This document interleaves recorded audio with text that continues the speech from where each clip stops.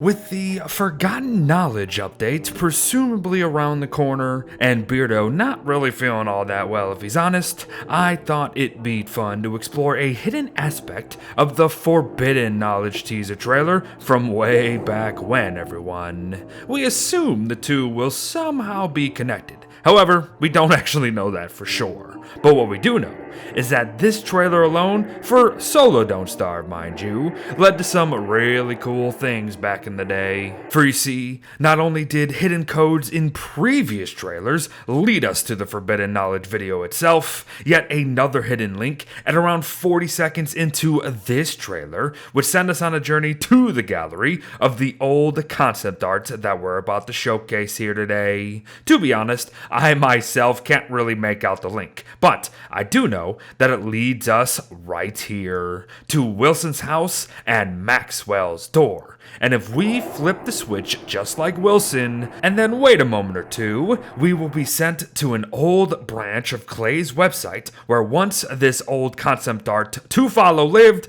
but not so much anymore, mind you. So then, let us dig it all back up ourselves and just have some fun, shall we? And we'll begin with some early designs of our OG pal, Wilson. Of course, we can never actually know the thoughts that ran through the heads of those during the early days at Clay, but as we'll see here today, Don't Starve certainly went for the cartoon look from the very start. This one here is interesting too, as it gives a sense of backwards progression almost, like if the left is how Wilson entered, and then over time through gameplay, the right is what we as players would become. It's kind of neat to think about, and it's going to come up later too, which gives it merit. It is also neat to think about just how the Wilson we know today almost never was, actually. Heck, apparently he was nearly a monster or two of some sort way back then. That said though,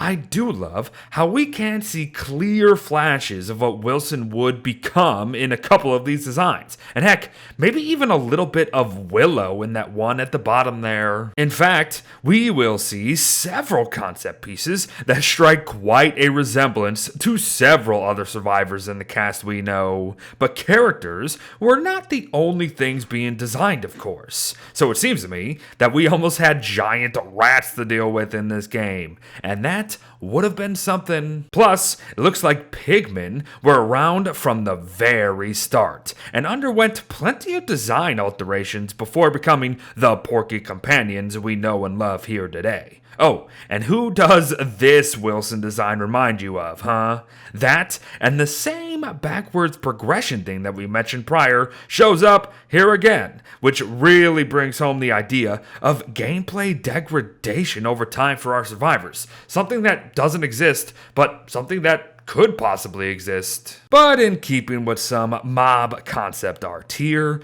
pigmen were going to be a group of fierce warriors, it seems. And perhaps this is the influence for warrior pigs themselves. Not too sure about that, but neat regardless. But pigmens with spears, you say? That would be interesting. Oh, then there's depictions of pigmen just straight up looking terrifying and monstrously huge. But this one here is honestly the closest to the final product that there is, which is cool to see. But what I believe to be some of the coolest concept pieces here are the ones that knowingly, or maybe unknowingly, tease both Don't Starve Hamlet and Don't Starve Shipwrecked long before they were even a thing, perhaps. Venus flytraps, a city in the background, strange vegetation, and my goodness, what a horrifying pigment of sorts. Now, this one is very, very neat.